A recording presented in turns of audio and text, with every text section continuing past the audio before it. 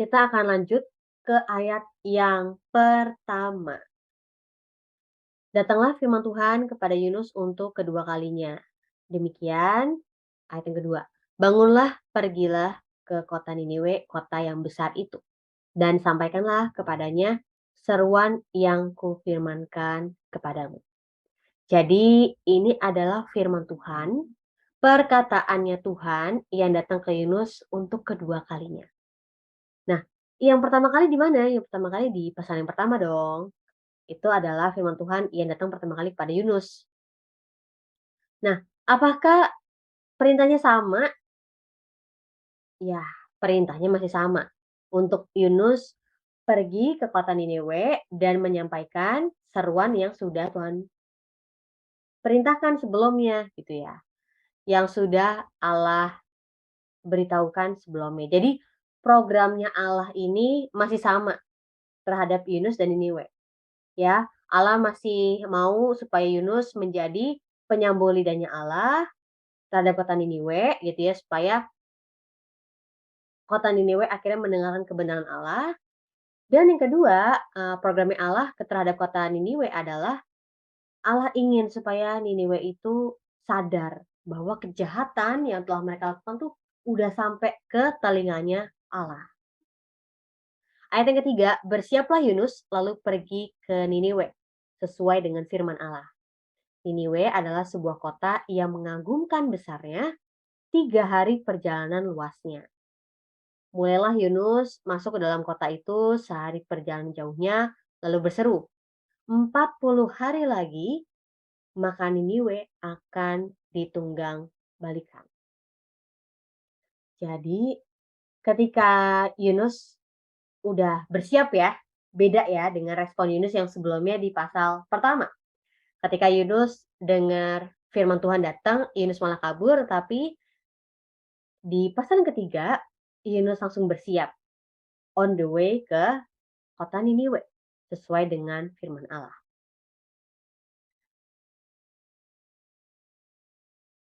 Jadi yang kita ketahui itu adalah kota Niniwe ini kota yang besar, sehingga diperlukan 3 hari perjalanan luasnya. Inilah kota Niniwe gitu ya. Kota yang mengagumkan besarnya hingga perlu 3 hari dilakukan perjalanannya. Tapi nggak apa-apa, Yunus lakukan hal itu. Jadi Yunus masuk ke dalam kota itu ketika baru 1 hari perjalanan, lalu Yunus berseru, 40 hari lagi, maka Niniwe akan ditunggang balikan. Jadi Yunus sudah menyerukan atau memperingati bahwa 40 hari lagi nih, kota Niniwe akan dihancurkan. Nah, ayat yang kelima, orang Niniwe percaya kepada Allah, lalu mereka mengumumkan puasa, dan mereka, baik orang dewasa maupun anak-anak, mengenakan kain kabung. Jadi, yang menjadi respon dari orang-orang Niniwe itu ketika mendengarkan peringatannya Yunus, apa yang terjadi? Mereka percaya kepada Allah. Kemudian, mereka melakukan puasa. Mau itu orang dewasa, mau itu anak-anak, mereka mengenakan kain kabung. Nah, ada hal yang menarik yang kita bisa perhatikan ya, yang kita bisa dapatkan dari ayat ini. Yang pertama, ini Yunus yang memberikan peringatan. Tetapi tertulis orang Niniwe percaya kepada Allah. Ini menarik ya. Ini Yunus yang mengucapkan, tapi tertulisnya Niniwe percaya kepada Allah, bukan percaya kepada perkataan Yunus. Maksudnya adalah ketika seorang nabi Tuhan menyampaikan pesan, mereka percaya bahwa pesan itu adalah pesan yang datangnya dari Allah, bukan dari manusia. Seperti yang saya udah jelaskan di ayat pasal yang pertama. Bahwa seorang nabi Tuhan, seorang hamba Tuhan punya tugas, punya tanggung jawab, punya integritas untuk menyampaikan pesan Tuhan, nggak kurang, nggak lebih.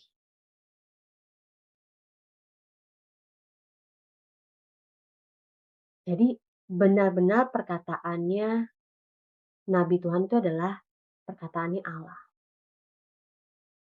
oke? Dan yang kedua, ketika mereka percaya kepada Allah, mereka menunjukkannya lewat tindakan. Apa? Mereka akhirnya puasa, mereka akhirnya mengenakan kain kabung. Nah, apa sih tradisi berpuasa dan mengenakan kain kabung? Tujuannya apa ya? Ada yang tahu di sini? Apa sih tujuannya berpuasa dan menggunakan kain kabung? Kalau ada saudara yang tahu, apa sih maksud dari tradisi berpuasa dan mengenakan kain kabung? Boleh tulis di kolom komentar ya, untuk kita bisa aktif nih berdiskusi. Dan tujuannya apa sih gitu ya untuk melakukan tradisi berpuasa dan menggunakan kain kabung? Selanjutnya, ayat yang keenam. Sampai kabar itu terdengar kepada raja kota Niniwe. Kita baca dulu ya ayat yang keenam.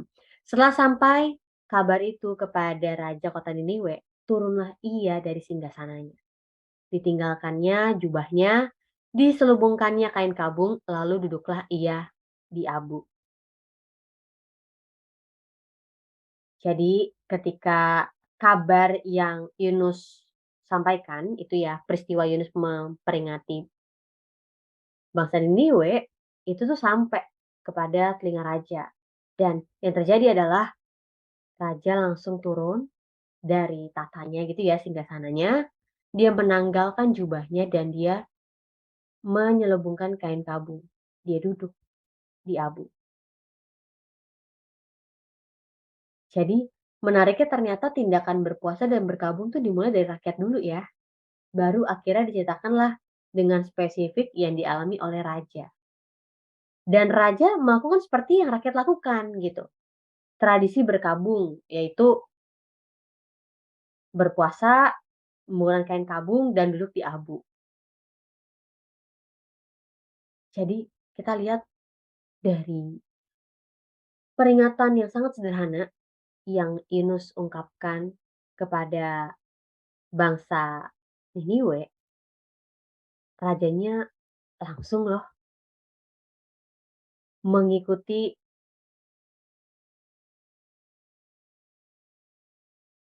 apa yang diperingati oleh Yunus gitu. Maksudnya ada sebuah tindakan, ada sebuah respon yang menunjukkan adanya pertobatan gitu loh yang dilakukan oleh, rajanya dari bangsa Niniwe ini. Itulah yang sedang terjadi. Ayat yang ketujuh, lalu atas perintah raja dan para pembesarnya, orang memaklumkan dan mengatakan Niniwe demikian. Manusia dan ternak, lembu sapi dan kambing domba tidak boleh makan apa-apa. Tidak boleh makan rumput dan tidak boleh minum air.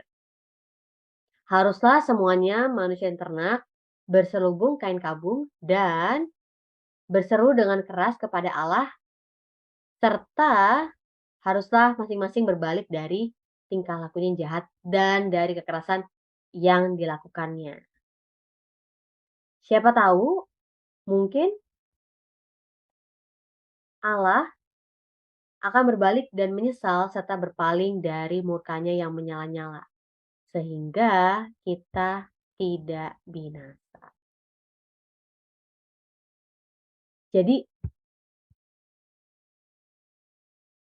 akhirnya raja dan orang-orang pembesar dari negeri itu, apa sih yang mereka lakukan? Mereka akhirnya menyampaikan sebuah pengumuman gitu ya, untuk akhirnya manusia, ternak, lembu, sapi, kambing, domba tidak boleh makan apa-apa. Tidak boleh makan rumput dan tidak boleh minum air. Maksudnya apa?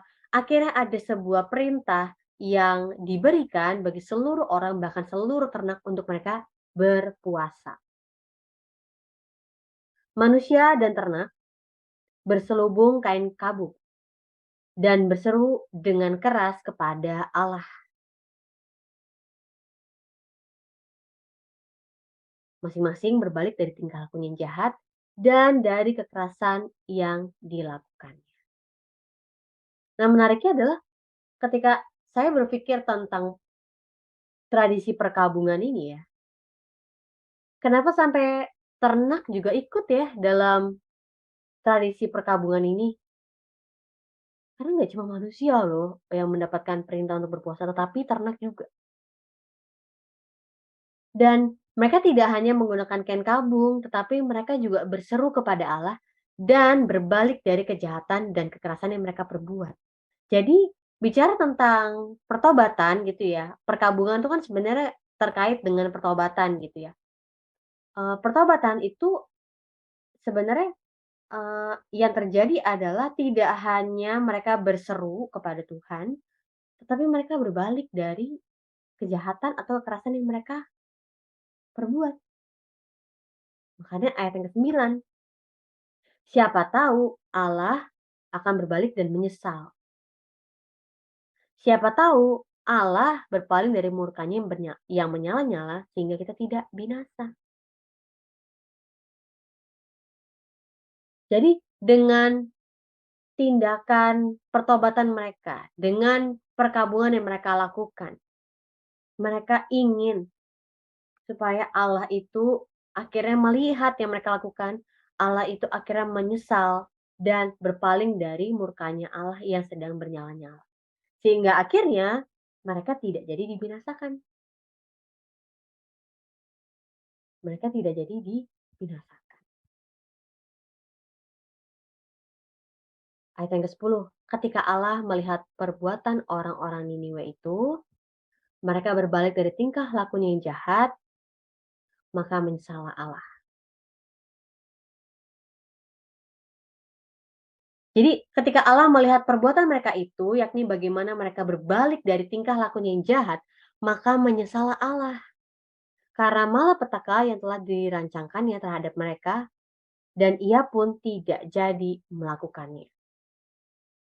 Jadi ketika Allah melihat bahwa akhirnya orang-orang Niniwe itu berhenti dari setiap kejahatan dan kekerasan yang mereka lakukan, dikatakan menyesallah Allah karena malapetaka yang telah dirancangkan terhadap mereka dan Allah nggak jadi melakukan.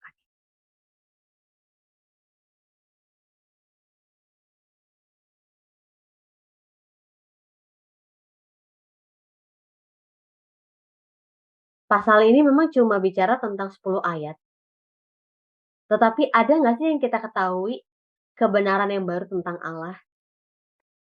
Ada dong. Yang pertama, kita memperhatikan tadi yang mengucapkan seruan adalah Yunus, tetapi orang-orang Niniwe ini percaya kepada Allah.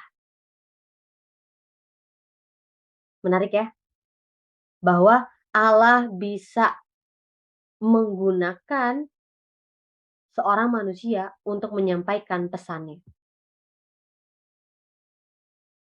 Allah bisa menggunakan ciptaannya untuk melakukan kehendaknya, yaitu menggunakan Yunus. Yang kedua, kita pelajari bahwa Allah ketika melihat perbuatan manusia yang berbalik dari tingkah laku yang jahat, dikatakan Allah menyesal. Hmm, apakah Allah bisa menyesal? Apakah maksud dari Allah menyesal? Maksudnya apa ya? Gini, saya percaya Allah itu adalah Allah yang maha benar, maha kuasa. Allah yang adalah hakim yang adil dan benar, gitu ya. Dosa apapun, mau itu dosa yang fatal ataupun dosa yang terlihatnya tidak fatal, yang telah dilakukan manusia, tetap tidak bisa ditolerir oleh Allah. Jadi, ketika Allah punya rencana untuk kota Niniwe itu dimusnahkan, itu bukan tanpa sebab, bukan tanpa sebab. Pasti ada dosa atau ada perbuatan orang Niniwe yang tidak sesuai dengan kebenaran, dengan hukumnya Tuhan. Tetapi ketika kita melihat peristiwa Allah yang melihat pertobatan bangsa Niniwe, kita melihat apa? Kemurahan Allah dinyatakan bagi bangsa Niniwe. Bayangkan ketika Allah punya kasih yang sangat besar bagi orang yang mau dia sejahat apapun gitu ya. Tetapi ketika orang yang sejahat apapun itu mau berbalik dari perbuatan yang jahat, sadar gitu ya akan kejahatannya, atas kekerasannya, dan dia bertobat, dia meninggalkan kejahatannya, ada kemurahan Allah yang dinyatakan bagi orang itu. Jadi kita lihat nih ya, bahwa Allah itu bukan Allah yang galak gitu, bukan. Setiap tindakan Allah itu pasti ada penyebabnya, dan ada yang mau Allah nyatakan gitu.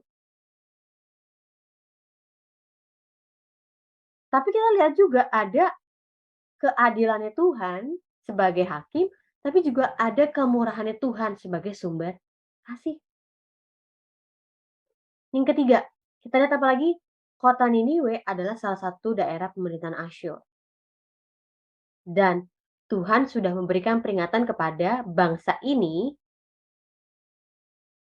Jadi yang kita mau dapatkan apa sih? Yang kita mau lihat apa sih? Kita lagi lihat kasihnya Tuhan itu nyata loh bagi orang-orang yang non-Yahudi. Orang-orang non-Ibrani yang ada di luar dari bangsa Israel. Kasihnya Tuhan tuh juga nyata loh. Jadi Tuhan tuh juga punya gitu loh pengampunan, Tuhan juga punya kasih, Tuhan juga punya kemurahan bagi orang-orang yang tinggal, yang lahir di luar bangsa Ibrani. Jadi Allahnya kita, Allahnya Yunus, bukanlah Allah yang hanya memerintah di atas orang Ibrani aja gitu ya. Atau yang hanya mengasihi bangsa Ibrani aja, enggak. Allah kita juga mengasihi bangsa-bangsa lain, bahkan bangsa-bangsa yang jahat. Kasih Allah tuh ada bagi mereka. Dan selanjutnya, ada nggak sih kebenaran yang kita ketahui tentang diri manusia dari perikop ini? Ada. Yang pertama, ketika diberikan peringatan, kota Niniwe akan dimusnahkan, maka respon orang-orangnya adalah bertobat. Tetapi kita juga lihat ada orang yang udah dikasih peringatan, tapi nggak juga bertobat. Atau bahkan ada yang belum dikasih peringatan tapi udah sadar diri gitu ya, salah nih. Nah kita yang mana nih?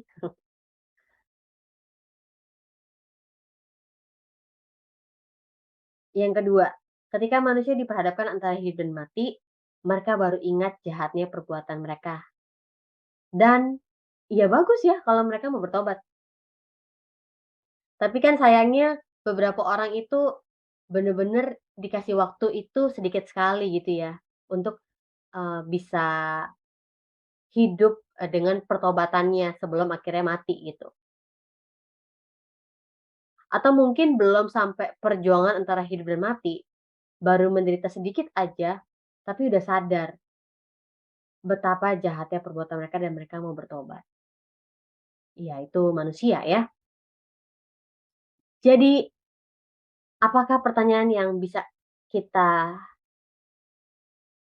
renungkan dalam hati kita, sehingga itu menjadi aplikasi dalam kehidupan kita sehari-hari? Yang pertama adalah jika kita diberikan peringatan, ya, kita diberikan sebuah kesempatan untuk mendengar tentang betapa jahatnya diri kita, betapa jahatnya perbuatan kita, apakah kita akan bertobat saat itu juga?